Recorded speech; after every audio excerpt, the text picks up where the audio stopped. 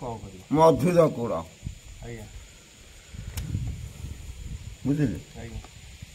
देव बहुत देव कर्म कर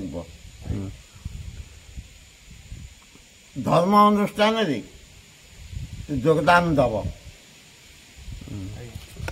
ମୁଁ ତ ମୋ ଆଦ୍ୟରୁ ଧର୍ମ ଅନୁଷ୍ଠାନ କରି ଚାଲିଛି ଯୋଉଠି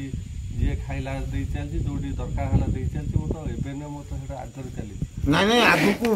ଏହା ବହୁତ ମାତ୍ରାରେ ବଢି ଚାଲିବ ଏବଂ ମଧ୍ୟ ତୁମେ ଘର ଛାଡ଼ି ଦେଇପାର ନିଶ୍ଚିତ ଘର ଛାଡ଼ିବ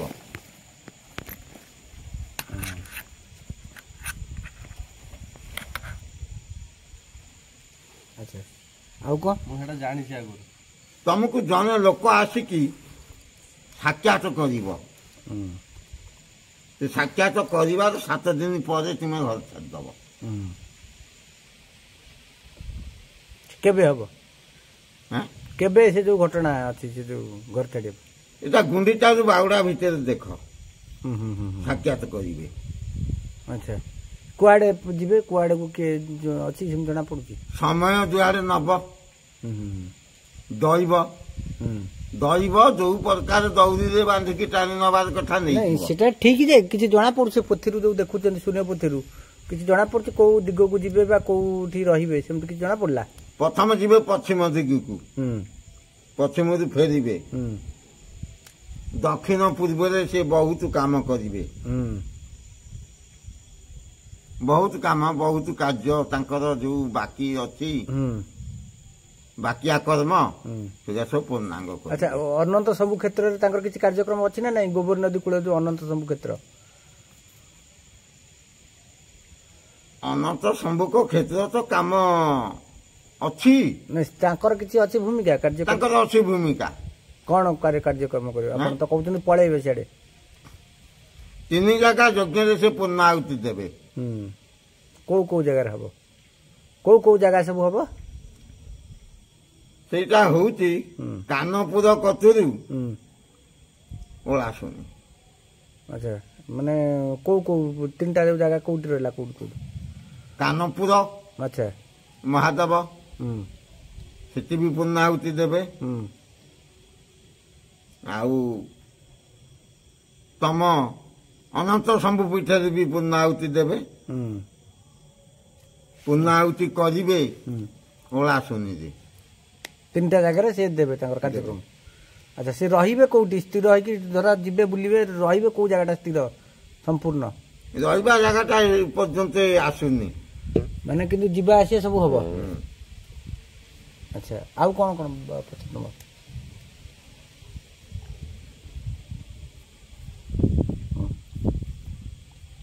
ପଚାରୁନାହାନ୍ତି ବାବା ଦେବ ବାବା 2025 ନା 26 ଏସବୁ କାର୍ଯ୍ୟକ୍ରମ ହବ 25ରୁ ଆରମ୍ଭ ହବ ରଜ ପରେ ପରେ 26ରେ ଦଣ୍ଡେ ତମକୁ ଭେଟ ମିଳିବନି ନା ତୁମେ ବି ତମ ଖାଇବା ପାଇଁ କି ବି ତମକୁ ସମୟ ମିଳିବନି ବୁଝିଲ ତମକୁ ବି ଲୋକ ଖୋଜିଲେ ପାଇବା କଷ୍ଟକର ହବ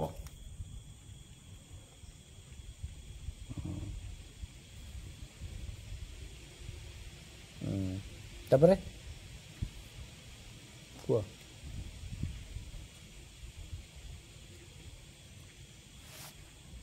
ମହାପୁରୁଷଙ୍କର କିଛି ନିର୍ଦ୍ଦେଶ ଅଛି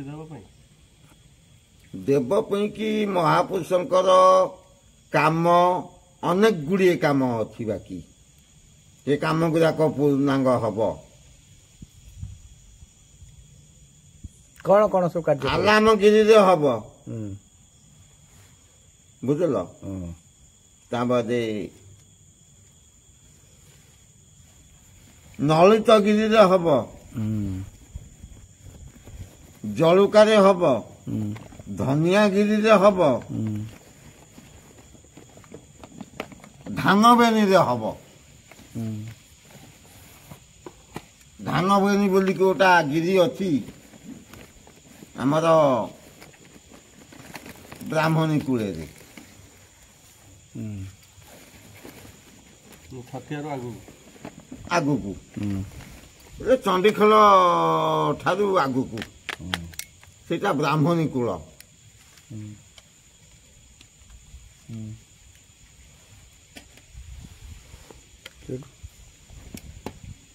ହଁ ଦେବରଥ କୋଉଥିରେ ନାଁ ନାହିଁ ମାଳିକା ଭିତରେ। ଦେବର ନାଁ ମାଳିକା ଭିତରେ ପାଇବା କଷ୍ଟକର ହଁ ସେଇଠୁ ବୁଝିଲେ। ଦେବ ନାଁଟା ମାଳିକା ଭିତରେ ପାଇବାଟା ବହୁ କଷ୍ଟକର, କିନ୍ତୁ ମିଳିବ, ସମସ୍ତଙ୍କୁ ମିଳିବନି। ଧ୍ୟାନ ଯୋଗ ଯାହାର ଠିକ ଥିବ ଠିକ ଅଛି। ସେଇ ଲୋକ ହିଁ ପାଇବ। ଦେବର ନାଁଟା ପରିବର୍ତ୍ତନ ହେଇକି ଅନ୍ୟ ନାଁ ହବ। କ'ଣ ନାଁଟା ହବ ସେମିତି କିଛି ଅଛି ଜଣା? କ'ଣ ଅଛି? ନାଁଟା ଆସୁନି ଗ୍ରନ୍ଥରେ। ଆଚ୍ଛା ସେଇଠୁ ନାମ ପରିବର୍ତ୍ତନ, ରୂପ ପରିବର୍ତ୍ତନ, କାମ ବି ବହୁତ ପରିବର୍ତ୍ତନ ହବ। ଠିକ ଅଛି।